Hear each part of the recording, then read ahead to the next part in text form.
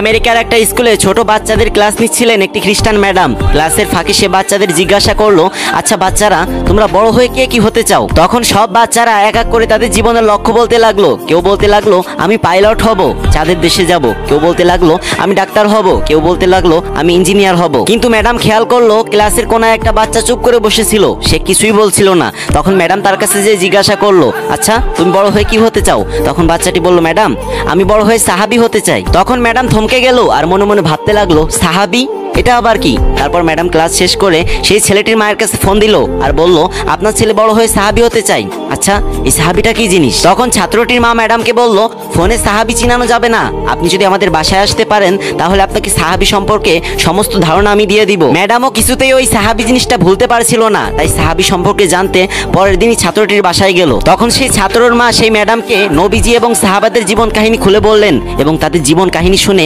সেই খ্রিস্টান ম্যাডামটি ইসলাম ধর্ম গ্রহণ করলেন। কি কেউ সুবহানাল্লাহ বলবেন না?